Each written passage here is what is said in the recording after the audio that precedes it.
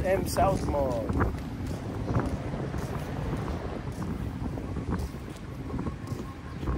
Init na ngayon, grabe. Ganda ng weather pero ang init.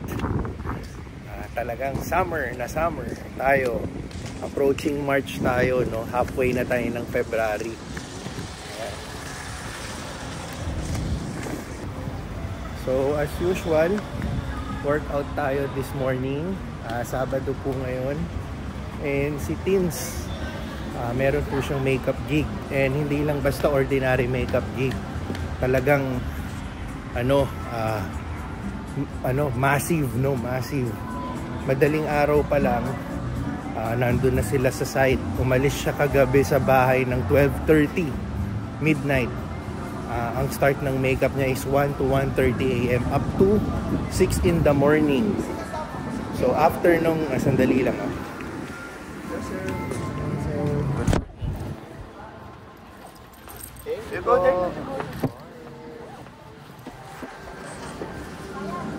ito ka on my side.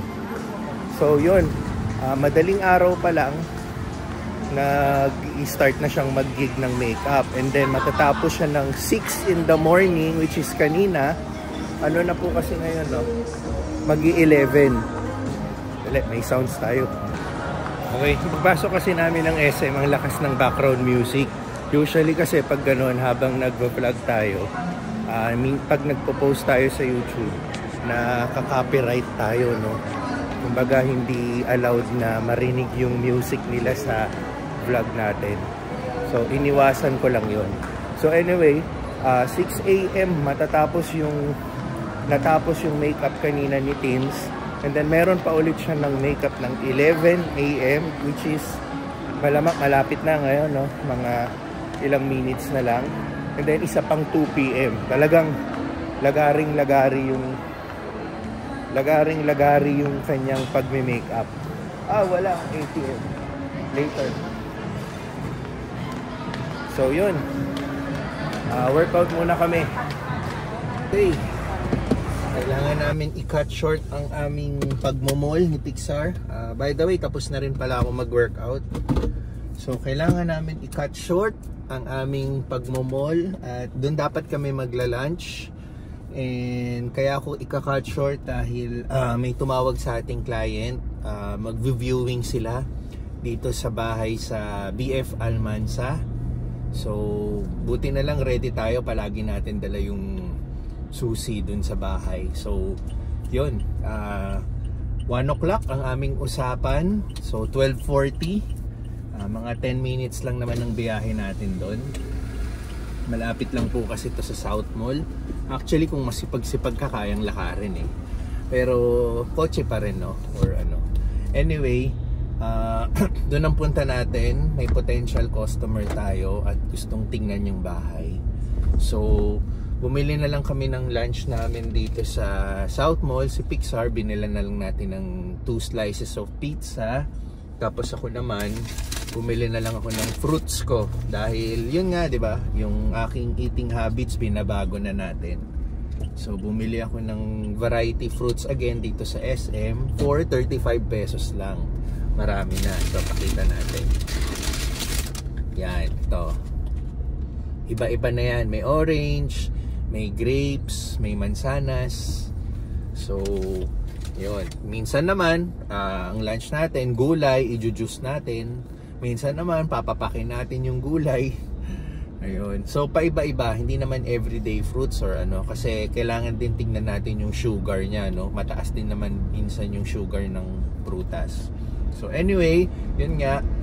Kailangan na nating tumulak sa binibentang bahay. Hopefully, maging maganda yung kalabasan, bilhin nila, di ba?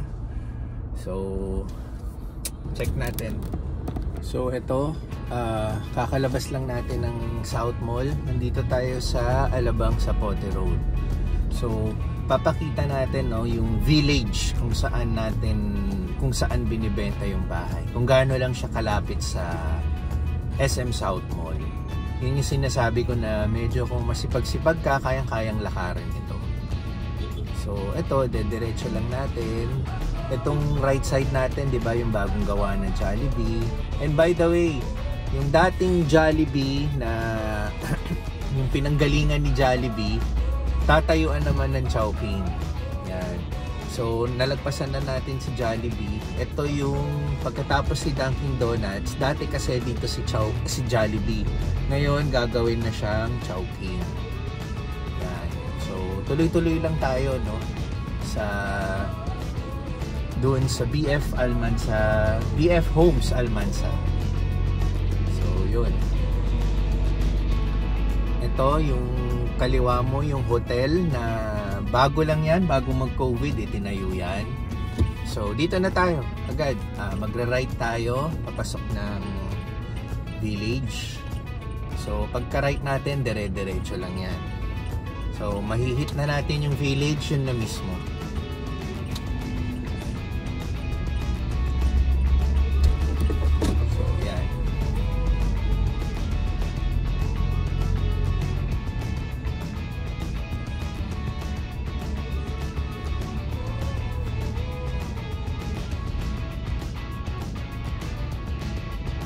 So kung mag-commute tayo papuntang South Mall galing dito sa village, siguro 5 minutes lang, 5 to 10 minutes nasa SM ka na.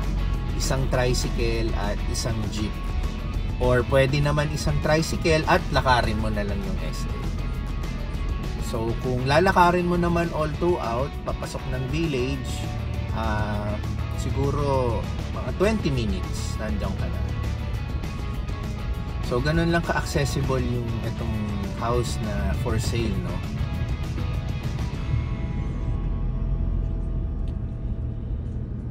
So, ito na. So, while driving, sinimulan ko yung video kanina paglabas natin ng SM South Mall. Papunta rito. Approaching 3 minutes pa lang tayo. Yan. So, kung magdadrive ka naman from SM South Mall, well, roughly 5 minutes. Yan. So, nasa 3-minute mark na tayo ng ating video. Yung simula kaninang sinimulan ko paglabas ng SM South Mall doon sa highway. So, ito na yung village. Yan, kung makikita nyo. First BF Homes Almansa. Kailangan natin mag-iwan ng ID, gawa ng hindi tayo residente dito. Ayan. Hello, good afternoon. So yan na, nandito na tayo sa loob ng village. So, well, inorasan ko 4 minutes, ganun lang kabilis. Nasa SM South Mall na tayo. Ayun. So okay.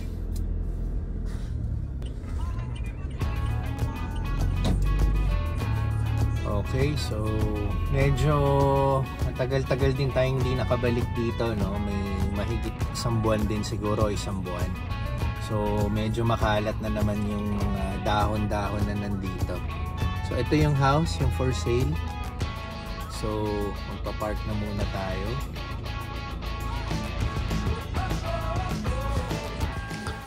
So nandito na tayo.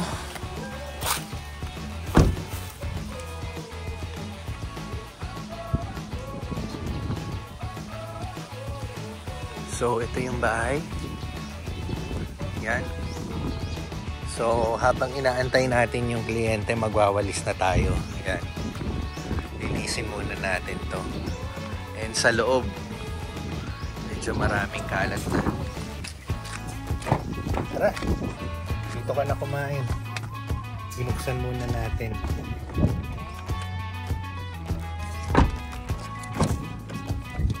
Can you hold my fruits? Yan.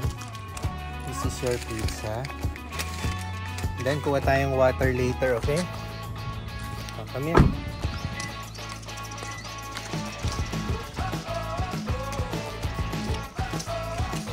So, dito ka mag-eat sa sala. Open. Yan po. Dito ka muna mag-eat. You stand muna dyan. Eat here while standing. You can put your iPad here. Dito, mas abot mo to. Yan. Right? As I will open the windows. Oh, there's your pizza.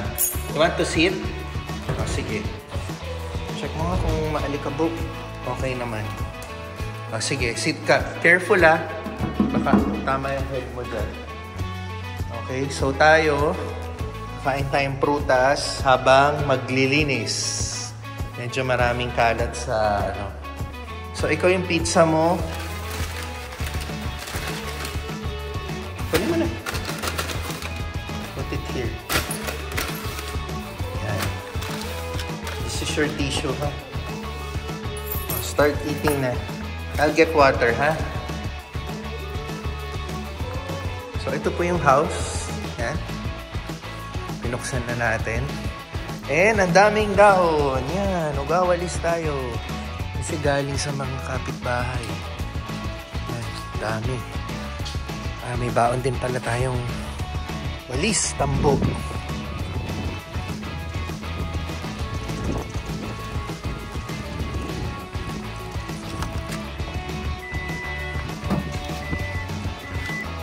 Ito, baon tayo. Okay, sinecure muna natin yan habang inaantay natin yung client, kumakain na siya. Ako rin, magpuprutas na muna tayo. Then, isa na lang natin to para may hangin.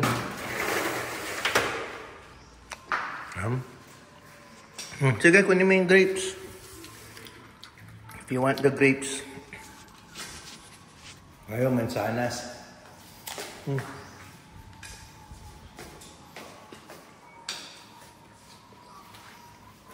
Habang kumakain, magwawalis na tayo.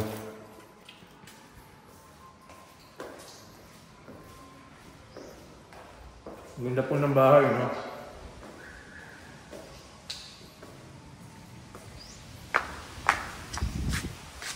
Okay. Saan tayo magsisimula? Dito sa loob. Huli na yun sa labas.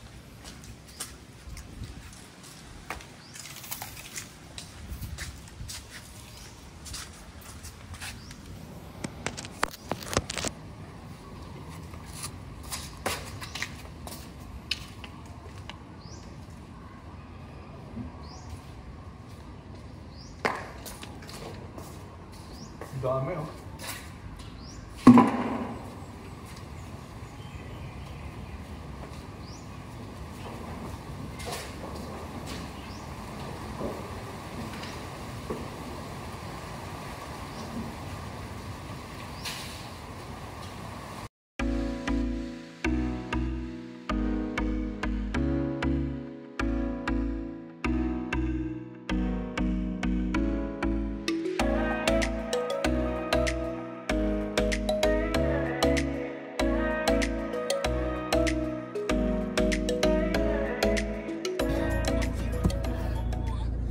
So, nakapag-tour tayo ng prospect, no, na customer. So, mukhang may feel lang ako parang 50-50, mukhang kukunin, mukhang hindi. Kasi second house nila to for this day na chinek. Meron silang chinek na unang house. Ngayon, after dito, meron pa silang isang house na pupuntahan. Pero so far, sabi sa akin ng broker, medyo okay yung presyo niya sa budget nila, no? Pasok sa budget nila yung ano. So hindi pa natin talaga sure kung gustong-gusto na nila tong house kasi meron pa silang susunod na i-check na house. Pero sa nakikita ko naman sa reaction nung tumitingin, parang nakangiti naman. Hindi ko alam, no? Hindi tayo magaling sa mga ganyan, pero yun lang po yung nafe-feel ko. So, tinur natin. First time ko mag-tour ng talagang ako lang yung nag-tour, no? Kasi yung broker, first time niya rin nakita yung lugar. Hindi tulad ng ibang previous brokers na sila na yung nagtutour sa bahay. So, nag-tour tayo. Okay naman. Kahit papaano may natutunan tayo mag-tour dahil nanonood tayo paminsan-minsan sa YouTube. Yung preselo, yan. Yung mga terms nila kung paano sila mag-tour. medyo ginaya natin, no? So pati yung mga words na toilet and bath, yan, hindi lang restroom, hindi lang CR, di ba? Toilet and bath, ang ating masters, yan, ang ating main kitchen, yan, dirty kitchen, yung mga ganyang tipong term, no? So anyway, sana magustuhan nila and bilhin nila yung bahay dahil okay rin naman po talaga kasi yung bahay, and also location wise super okay po to dahil napakalapit po natin sa SM South Mall at the same time sa Alabang Town Center. So naka-sandwich siya, no, sa mga magagandang establishments dito sa Las Piñas. So tayo uwi na muna tayo dahil ito gusto na munang umuwi at magpahinga. So pahinga muna tayo. So yun, hopefully maging okay yung mga decision making ng itong client na to, no? So tara, uwi muna kami. Ayan na ang aking very hardworking na asawa. Kakauwi lang, simula madaling araw pa. At ilang hours akong wala. Simula madaling araw pa nga. Time check tayo. Magsi-6 na ng gabi. Ayan. Tapos, pag uwi niya, nilibre niya kami. Ayan. From Toho. Sarap to sa Chinese restaurant. Anong tawag sa beef na to?